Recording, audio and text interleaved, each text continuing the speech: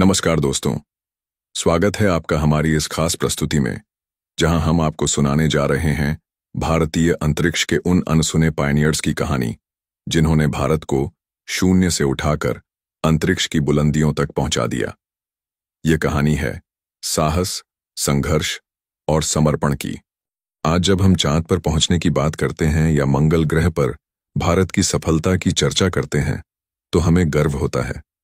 लेकिन क्या आप जानते हैं कि इन कामयाबियों के पीछे कई गुमनाम चेहरे और अनकही कहानियां छिपी हुई हैं? भारत का अंतरिक्ष कार्यक्रम सिर्फ वैज्ञानिक प्रयोग नहीं था, बल्कि यह हमारी आत्मनिर्भरता और वैश्विक पहचान की यात्रा थी। आज हम उन वैज्ञानिकों और नेताओं को याद करेंगे जिनके अथक प्रयासों से यह सपना साकार हुआ। सबसे पहले बात करते हैं विक्रम साराभाई की। इन्हें भारतीय अंतरिक्ष कार्यक्रम का जनक कहा जाता है। 1960 के दशक में जब भारत के पास न तो संसाधन थे और न ही अनुभव, तब साराभाई ने सपना देखा कि भारत भी अंतरिक्ष में कदम रख सकता है। साराभाई का मानना था कि विज्ञान का उपयोग समाज के विकास के लिए होना चाहिए। उन्होंने कहा था, हम राष्ट्र के रूप में अंतरिक्ष की दौड़ में शामिल नहीं होना चाहते, बल्कि हम इसका उपयोग जनता की भलाई के लिए करेंगे। उनके इसी दृष्टिकोण से भारतीय अंतरिक्ष अनुसंधान संगठन यानी ISRO की नींव रखी गई। शुरुआत में यह संगठन बहुत छोटे स्तर पर काम कर रहा था। केरल के थुम्बा गांव के एक चर्च से इसका पहला कार्यालय शुरू हुआ। चर्च की इमारत प्रयोगशाला बनी, पादरी के घर को कार्यालय में बदला गया और एक छोटा सा झोपड़ा बना वर्कशॉप। यही से भारत के अंतरिक्ष सफर की शुरुआत हुई। यह दृश्य अपने आप में अद्भुत और प्रेरणादायी था। अब आते हैं एक और महान वैज्ञानिक पर, होमी भाभा। भाभा परमाणु ऊर्जा कार्यक्रम के जनक माने जाते हैं।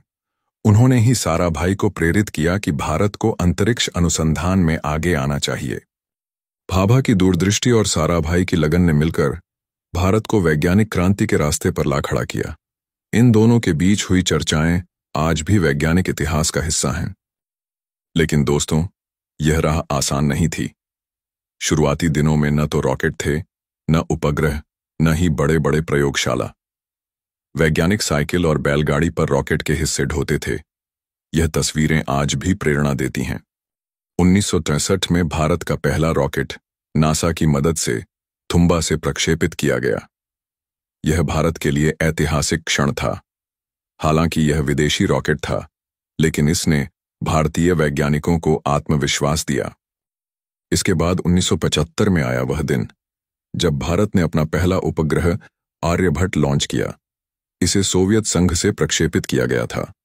आर्यभट्ट भारत की वैज्ञानिक क्षमता का पहला झंडा था। इस उपलब्धि के पीछे एक और महान वैज्ञानिक थे, A.P.J. अब्दुल कलाम। कलाम साहब न सिर्फ मिसाइल कार्यक्रम के जनक बने, बल्कि भारत के अंतरिक्ष कार्यक्रम में भी उनका बड़ा योगदान रहा। कलाम ने SLV-3 यानी सैटेलाइट लॉन्च व्हीकल पर काम किया। 1980 में जब रोहिणी उपग्रह को भारत ने खुद लॉन्च किया, तब भारत उन चुनिंदा देशों में शामिल हो गया जो खुद से उपग्रह भेज सकते थे। लेकिन यह सिर्फ शुरुआत थी। धीरे धीरे इसरो ने PSLV और GSLV जैसे शक्तिशाली रॉकेट बनाए। आज इन्हीं की बदौलत भारत अंतरिक्ष में अपनी मजबूत पहचान रखता है। दोस्तों, अंतरिक्ष पायनियर्स की कहानी सिर्फ वैज्ञानिक प्रयोगों तक सीमित नहीं है। यह कहानी संघर्ष की भी है। कई बार असफलता हाथ लगी, रॉकेट गिरे, उपग्रह नष्ट हुए, लेकिन वैज्ञानिकों ने हार नहीं मानी। 1969 में जब पहला SLV मिशन असफल हुआ, तब पूरे देश में निराशा थी। लेकिन साराभाई और कलाम जैसे वैज्ञानिकों ने टीम का हौसला बढ़ाया। अगले ही साल भारत सफल हो गया। भारत के अंतरिक्ष पायनियर्स ने हमेशा इस बात पर जोर दिया कि विज्ञान को जनता के जीवन से जोड़ा जाए। इसलिए इसरो ने संचार उपग्रह और मौसम उपग्रह पर ज्यादा काम किया, ताकि किसानों और छात्रों को सीधा लाभ मिले। 1975 में साइट नामक प्रोजेक्ट शुरू हुआ। इसमें उपग्रह के जरिए गांव-गांव में शिक्षा और जानकारी पहुंचाई गई। यह दुनिया का पहला ऐसा प्रयोग था और इसे संयुक्त राष्ट्र ने भी सराहा। इसके बाद इनसैट सीरीज के उपग्रह आए, जिसने भारत में टीवी प्रसारण, दूरसंचार और मौसम विज्ञान को नई दिशा दी। आज हम जो डीटीएच और मोबाइल संचार का आनंद लेते हैं, उसकी नींव इन्हीं प्रयासों में है। भारतीय अंतरिक्ष कार्यक्रम में एक और बड़ा मील का पत्थर था चंद्रयान-1। 2008 में जब भारत ने यह मिशन भेजा, तब दुनिया ने देखा कि भारत कितना आगे निकल चुका है। चंद्रयान-1 ने ही पहली बार चांद पर पानी के अंश खोजे। ये खोज इतनी बड़ी थी कि पूरी दुनिया ने भारतीय वैज्ञानिकों की तारीफ की। ये हमारी मेहनत और दूरदृष्टि का नतीजा था। 2013 में आया मंगलयान यानी मंगल मिशन। दोस्तों, यह मिशन सिर्फ 450 करोड़ रुपए में पूरा हुआ। इतनी कम लागत में मंगल तक पहुंचना अपने आप में एक चमत्कार था। भारत पहला एशियाई देश बना जिसने मंगल ग्रह पर पहली ही कोशिश में सफलता पाई। यह रिकॉर्ड आज भी किसी और देश के पास नहीं है। इसने भारत को अंतरिक्ष की महाशक्तियों में खड़ा कर दिया। इन मिशनों के पीछे सैकड़ों वैज्ञानिकों, इंजीनियरों और टेक्नीशियनों की मेहनत थी, लेकिन अक्सर उनका नाम इतिहास में खो जाता है। यही वजह है कि हम उन्हें अनकहे पायनियर्स कहते हैं। इन वैज्ञानिकों में कई महिलाएं भी शामिल थीं। चंद्रयान-2 और मंगलयान मिशन में महिला वैज्ञानिकों ने अहम भूमिका निभाई। वे रॉकेट विमेन ऑफ इंडिया के नाम से जानी जाती हैं। कल्पना चावला और सुनीता विलियम्स जैसे भारतीय मूल की अंतरिक्ष यात्री भी इस प्रेरणा का हिस्सा हैं। भले ही वे नासा से जुड़ी रहीं, लेकिन उन्होंने भारतीय युवाओं को सपने देखने की ताकत दी। आज इसरो सिर्फ उपग्रह बनाने तक सीमित नहीं है। अब यह चंद्रयान-3, गगनयान और आदित्य मिशन जैसे बड़े प्रोजेक्ट्स पर काम कर रहा है। आने वाले समय में भारत मानव को अंतरिक्ष में भेजने वाला है। लेकिन दोस्तों, जब हम इन सफलताओं की बात करते हैं, तो हमें उन शुरुआती संघर्षों को नहीं भूलना चाहिए। बिना संसाधनों के, बिना आधुनिक तकनीक के, सिर्फ सपनों और मेहनत से सब संभव हुआ। भारतीय अंतरिक्ष कार्यक्रम हमें यह सिखाता है कि अगर नीयत साफ हो और मेहनत ईमानदार हो, तो कोई भी लक्ष्य असंभव नहीं। यही संदेश हमारे पायनियर्स हमें देकर गए हैं। आज भारत के उपग्रह दुनिया के कई देशों के लिए लॉन्च होते हैं। यह एक नया उद्योग भी बन गया है।